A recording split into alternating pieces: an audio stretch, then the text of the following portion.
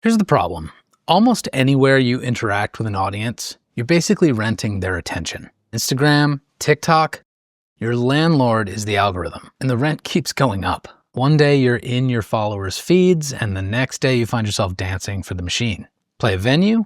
Well, unless the people in the audience are there precisely because of an email you sent them, you're renting that crowd from the talent buyer, the promoter, the bar manager, the venue owner. And when the lights go on, you're back out there on the street, playing Tetris with your instrument cases in the back of the car. Playlists? Even if you get paid for those streams, the plays really belong to Spotify because you can't make a direct link between the plays and specific listeners. Even a festival or a music conference, if you play in front of a crowd or you speak in front of an audience, you don't yet own those connections. You are borrowing them for one day or one night. It's all rented relationships. So the question is, how do you stop paying rent and start owning that relationship with your audience? How do you get people off of Instagram, off Spotify, off of TikTok? How do you get their attention on the dance floor or at the house concert or, the crowd out there at the festival in the field? How do you get their attention and invite them into your house? How do you get fans from borrowed spaces and onto your email list, where you set the rules, where you can have deeper conversations on your terms, where you can use that conversation to generate income, and where no algorithm is going to evict you? It's not luck, it's called a lead magnet, which is just fancy marketing speak for, hey, something pretty compelling I'm gonna give you and make it worth your while to give me your contact info. And today we're gonna talk about how to create an undeniable, compelling lead magnet for your music so that your fans are psyched and reachable, and you don't have to keep rebuilding aspects of your music career on shifting sand. Let's get into it. What's up? Hello, welcome to Scratch Track, podcast for busy musicians who want more fans and less burnout.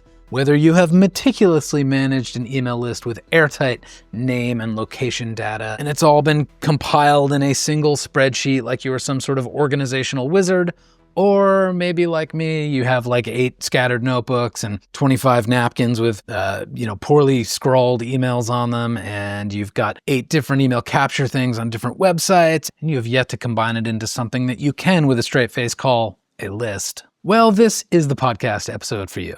My name is Chris Robley, and Scratch Track is brought to you this week and every week by Demo, the place where we are helping grown-up musicians grow their career without having to chase trends, burn out, or go broke. In a previous episode, I already talked about how you are already sitting on the most powerful music marketing tool ever built. You've got it, you're already sitting on it, you probably already use it, perhaps not enough, and perhaps not for your music. But we know that email is 4 times more effective, at least 4 times more effective than social at converting attention into outcomes because it is owned, direct, and targeted. In fact, 80% of marketers say if they had to give up all of their social media following or their email list, they would happily give up all of their social media because the email list is what's sustaining their business.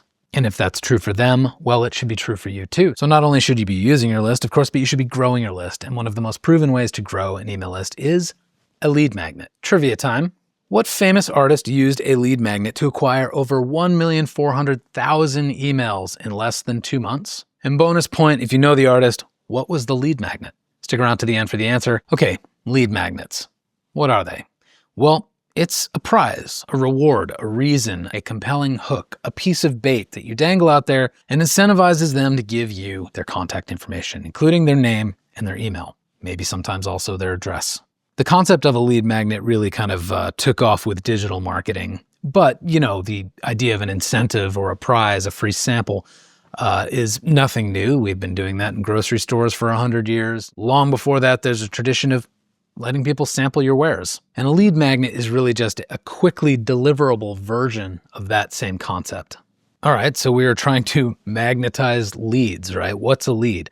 A lead is just a fancy marketing term for someone who is likely to be a prospective buyer, a potential client, a potential fan who's going to buy your tickets and your music down the road. The lead is kind of both the person and their contact information. And there's a difference between any old lead and a qualified lead. Imagine you're running a giveaway and it's like, hey, sign up for my email list and I'll pick a winner for a free $1,000 Amazon gift card. What do you think the quality of those leads will be? Probably not great, right? For your business, for your music, because Everyone wants the free $1,000 Amazon gift card. So suddenly you have a whole bunch of unqualified leads who join your list and are sitting there like dead weight because they are not going to love your music. So unlike the Amazon gift card, a good lead magnet will attract the right kind of person and repel the wrong kind of person. The magnet is the reward that you give them in exchange for them giving you the contact information. And it is also the thing that sets up a sort of sequence of conversations, nurturing them towards becoming a deeper fan, a customer. And again, the lead magnet serves as that kind of first touch point in that ongoing conversation. It can be an experience, it can be a free asset. And a lot of times lead magnets get discussed in like business marketing stuff. So it's PDFs, white papers, webinars, things that like solve a problem. And for artists, it's sometimes more difficult for us to figure out what problem we're solving because it's an aesthetic problem or an emotional problem. It's not like, hey, get my lead magnet, I'm going to show you how to get ripped at the gym in 15 days or something like that. The benefits of art, I don't think are quite that directly stated. So it's a more nuanced thing. But in this episode, I'm going to list a whole bunch of ideas to help you find what's right for you and your music and your audience. Now, before we do that, just two real world examples. Again, one is not music related, but let's say it's a local business like a yoga studio. They might have a lead magnet that says, hey, give us your contact information and your first walk-in session practice is free. That helps them build their list. These are qualified people who already have interest in yoga. They can now market to them more drop-in classes, discounts, subscriptions, whatever else. And to go sort of pre-digital for a second, in the music world, in 1971, the Grateful Dead actually put on one of their live record sleeves the following invitation. Dead Freaks Unite. Who are you? Where are you? How are you? Send us your name and address and we'll keep you informed. Now, obviously, this wasn't an email address, it was their physical address. But essentially, this was a call to be part of a club, to get first access to information about concert appearances, maybe to get some humor from the band.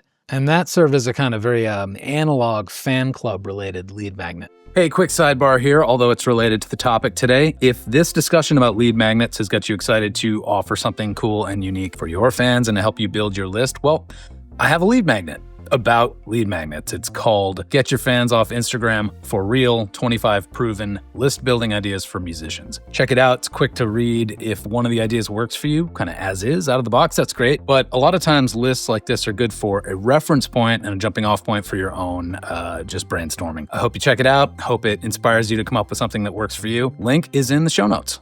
So what are the components of a good lead magnet? What does it need to have? Well, it should be free, or cost nothing more than the person's time and their contact info. And although I hate this next term, it should provide value.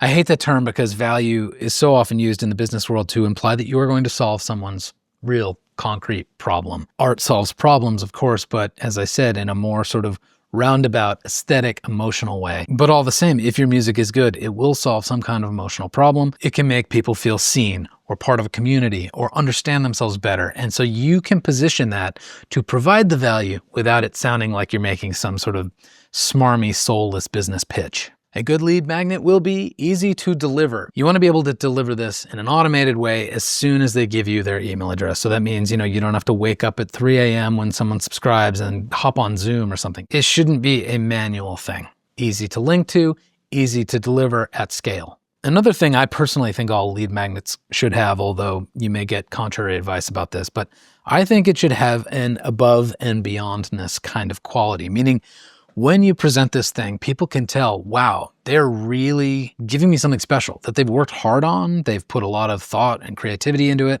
or they're taking a real chance and being super vulnerable. They're risking something here. So that whether it's super creative, really time intensive, or again, very vulnerable, it should feel like you are stepping out, giving them something that they can't get anywhere else and that other artists aren't doing. That's going to make it feel special and memorable and, most importantly, worth getting.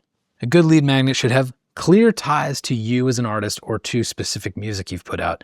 Again, like to go in the polar opposite direction, the Amazon gift card has nothing to do with you or your music. That is a terrible lead magnet. Whereas something that, again, shows off your wares, shows off your skills, what makes you unique as an artist, that's what you want to go for with your lead magnet. It should be easy to explain. What is it? Why do they need it? How do they get it? You should be able to succinctly state that. A good lead magnet will make the audience want more. Again, this is supposed to be the touch point, the sort of jumping off point for a deeper conversation. And this last requirement is something that I think most marketers don't think about. But I think a good lead magnet should feel special and connective and generous, even if the person never consumes it. Like, let's say you send them a 12-page book and they only read the intro. Or you send them a 7-day behind-the-scenes experience to go through your newest album, and they only ever do the first day, and it takes them 2 hours, and they say, wow, there's a lot here. I don't know if I can do all this. Despite the fact that they're not going to go ahead and consume all the content, they are going to see that there is a massive amount of effort and potential there. In the same way that someone might come up to you after a live show and buy your CD, have you sign it, and then never listen to it. They might listen to you on Spotify or Apple Music, but the CD itself stands for something else. And a lead magnet can do the same thing. So again, I think it should feel special and generous, even if the person never goes through the whole experience, never downloads the thing, never reads the whole thing, never listens to the whole thing, never watches the whole thing. Well, damn, that sounds like a lot of work. Why not just say, hey, sign up for my newsletter. I'll send you the latest news. Well, no one wakes up thinking, I wish my favorite band would send me a newsletter today. And for you, the artist, newsletters are difficult to write because they're long. Because they're difficult to write, they're difficult to send consistently. For the recipient, they are difficult to consume because they are long. They ask the person to pay attention to too many different things. They ask the person to do too many different things. So they are difficult to act upon.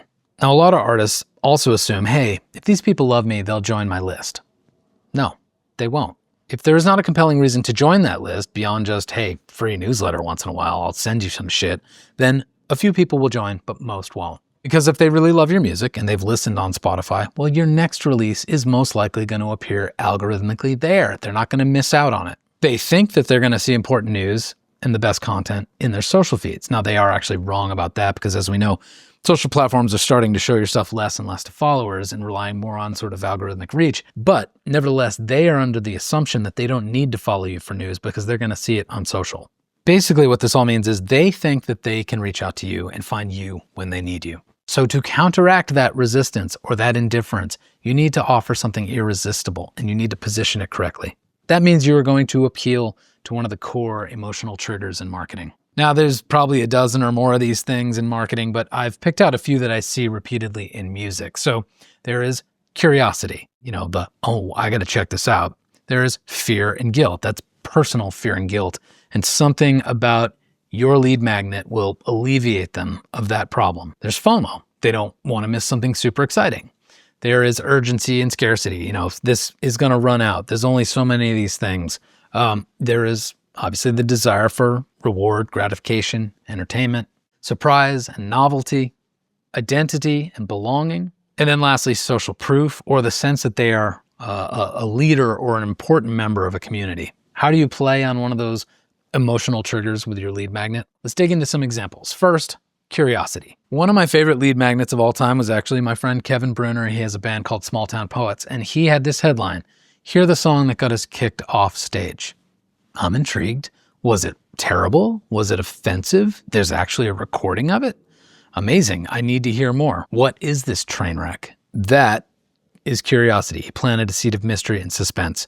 Some other examples of that might be, hear the secret track that I left off the album, and I'll tell you the story why. Fans have a hard time resisting secrets. The true story of my most embarrassing gig. The weird story of how I actually hit that high note. What does my face look like after getting slapped a dozen times? That was actually one of mine. I was paying homage to LCD Sound System in a music video I made, and I had someone just keep slapping me. And I edited together a little behind the scenes reel of all the slaps, and I ran that as a fun, ridiculous lead magnet. The song I wrote in 10 minutes and then never showed anyone. The unreleased song I'm too embarrassed to put on Spotify. Well, why are you embarrassed? Fans will sign up for the flawed gem and the vulnerability, and to get the story of why. Because it has that seed of mystery and suspense. Curiosity. Which one is more compelling? Want the song I didn't put on Spotify, or sign up for my newsletter? You see the difference? The next few examples, FOMO, personal fear, and guilt, they're harder to pull off unless you've really got a super loyal following. But some examples might be, hey, don't ever miss a show when I come to your town.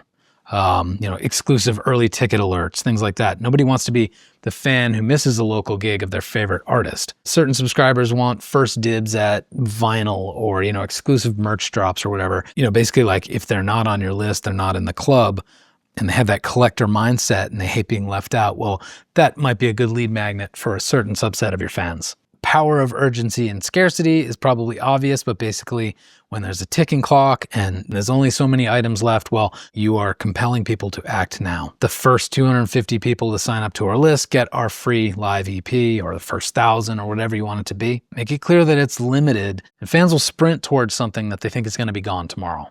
The instant reward and gratification thing might be, hey, the best song I've ever recorded isn't out yet. Want to hear it?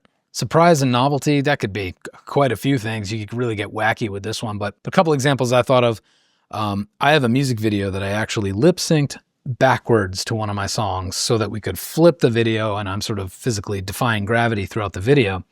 But that meant, of course, that I had to flip the audio and have a song in reverse. I could send that to people, get the song backwards. I also have a music video where I lip-synced and paused myself on certain vowels. I stayed paused until that same vowel appears later, and then I unpause. So in order to do that, I had to make 3 different audio versions of the track where I kind of had to remove certain snippets and then stitch together the vowels on either side of the part that got removed. So either of those things, the weird pausey track or the backwards track, could be things that I give people just because weird works sometimes. And that also leaves you some opportunity for curiosity as well, because it's like something unexpected and they have to sign up just to see what the hell you're talking about. In terms of identity and belonging, you know, a lot of artists, there's like the Brat Army and the Swifties and whatever else, you know, these massive fan communities that have a name. Well, you could have a family or a community like that too and say like, hey, join the whatever your audience name is and get an exclusive playlist plus a membership card or a badge or, you know, some sort of digital trophy or something, some marker of their belonging in your community. Another way to appeal to people's sense of belonging and wanting to be in the in-group is to give some sort of social proof about your community, like 10,000 fans have already joined, don't be the last to know. So clearly other people are on board. Maybe it's 1,000, maybe it's 500, maybe it's 100,000 or 1,000,000, whatever. You're going to create some sense of pressure that they're missing out. They're going to be left out. You know, nobody brags about being the last person at the party. So use your numbers and let your fans chase that crowd. So going through the emotional triggers like we just did has given us some examples of lead magnets. Another way to break down lead magnets is into 3 quick categories. First, exclusive music, unreleased demos, alternate versions, live tracks, remixes, rarities. Giving people access to the stuff you haven't put out that is more process-oriented is worth signing up for. Another way of offering exclusive music is to give away new music for some period of time where there's no other way to get it. So, the Civil Wars, Radiohead, Wilco, they all gave away albums or did a pay-what-you-want situation where they collected an email in order to facilitate the download. And then for some period of time, that was the exclusive way to get that music. And then maybe later they put it out on CD and vinyl. Another category of lead magnet for musicians is insider access. This could be behind-the-scenes videos, could be stories about the songs, private live streams, monthly Ask Me Anythings. Then a third category is tangible perks. This could be discount codes for merch, early show tickets, printable lyric art, chord charts, sample packs, free buttons. That's one of the things I do at my shows. I have a QR code and people are kind of on the honor system because a lot of times I'm on stage, but basically they scan the QR code, they leave their email, they can take a button. So now we've talked about the 3 categories of lead magnets and the emotional triggers you want to work into how you position this lead magnet. And now I just want to go through a long list of possible lead magnets you can explore in case anything up till this point hasn't quite felt right. Maybe you're going to stumble upon something in this list. How about this? An infographic. Could be about your genre, a sort of musical family tree of influences, or maybe information about your local scene. Basically, if someone already loves your music or your kind of music, it helps them put it in the right context and learn something new. A lyric book with extra context and meaning and stories. A cookbook. My friend Naomi made a cookbook once where she was an excellent cook. She also did a lot of traveling in her life, and a lot of that traveling was for music, which she played at house shows. So this sort of nurturing, interpersonal style of travel and sitting around a table, it was like part of her vibe, part of her brand, to have this kind of aura of welcoming and hospitality. And so the cookbook was a perfect way of telling a part of that story. But it doesn't have to be a cookbook. It could be a storybook, a children's book, an adult novel, whatever. I mean, again, we want these things to be related to your music in some way or to your artistic identity, but it doesn't necessarily need to be the music itself. In my case, I am also a poet. I've published a lot of poems in different literary journals. So I've collected my poems as a PDF that is a lead magnet for a subset of my fans who see the connection between my poetry and the poeticism of my lyrics. Again, I don't think that's going to be the lead magnet for me that appeals to all of my fans, but that's why I have it as one possible option. You could do a free webinar class as long as it's pre-recorded and immediately deliverable. It could be, some skill you have. Maybe it's music production, mixing, songwriting, how to play an amazing guitar solo, something like that. You should probably be aware that if you do that, and if it's related to something like music theory or music production or, instrumental skills, it will also only appeal to a subset of your audience that also wants to create music. But it can be a really powerful hook for that audience. Similar to anything that is tutorial related, webinars, courses, stuff like that, you could have sample packs or beats. But again, be aware that that is going to appeal to the music creators out there and not the people who are your fans but don't make their own music. One of my current lead magnets on my homepage is that if you subscribe, I'll send you every song I have ever recorded. Now, not at once. I'll break it up so people aren't overwhelmed. And so every 2-3 weeks, I create a hidden page on my website. I send them a secret link to it through the email.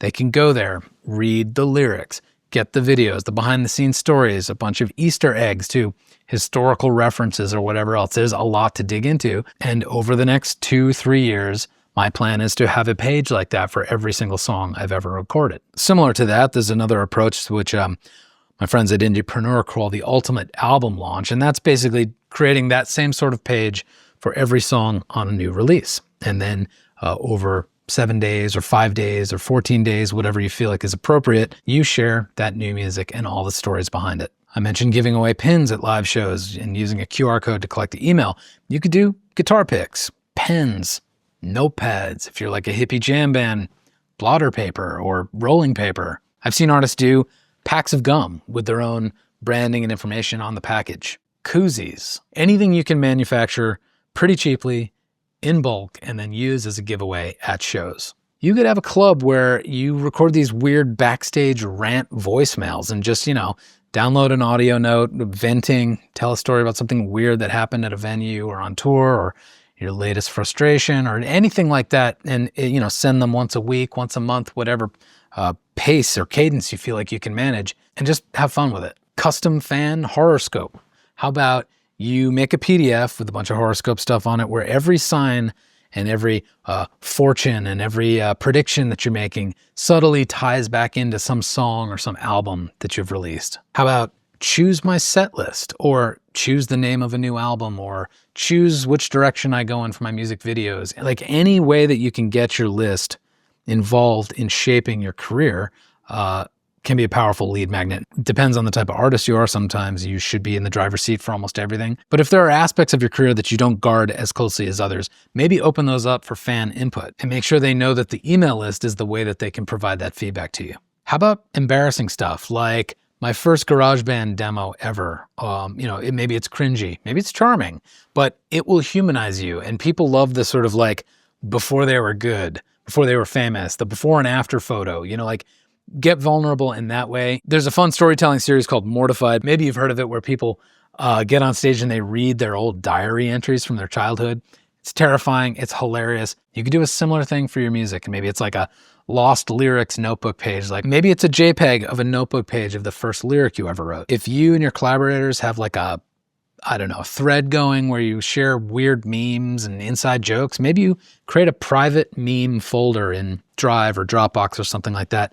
And you let your fans in on the joke. And the way to get in on the joke is they give you an email. And then I mentioned the song sung backwards and the one with the little snippets chopped out of it. Basically, anytime you make a strange edit to one of your tracks for whatever reason, put it in a folder and give that folder to people. They can download it, they can listen, maybe even mess with it. Which reminds me of one last thing, stems for remixing. Make your stems available as a lead magnet. Again, know that this is only going to appeal to those people out there who are motivated to do remixes, so music producers. But if you have the time, it can be worth doing, not just to get the email, but also the remix. No matter what concept you go with, no matter which idea feels the most exciting for you, start small. Just pick one lead magnet for now, especially if you've never done this before. One hook, one story, one thing to access. Then you have one link, one call to action, one headline. Put that everywhere you interact with audiences besides your email list itself, and suddenly you are building an actual asset for yourself. So I said, put that lead magnet everywhere outside of your email. Where is that? Well, right there at the top of your website's homepage.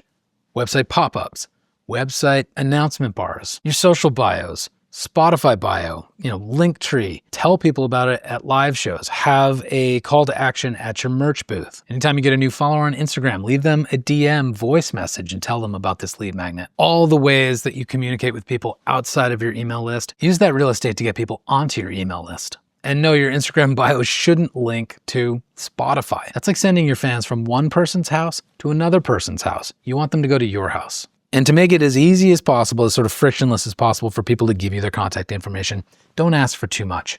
Depending on what you're going to deliver to them, I think first name and email is enough. If you're going to mail them something, well, clearly you need their mailing address, but try to keep it as streamlined and simple as possible.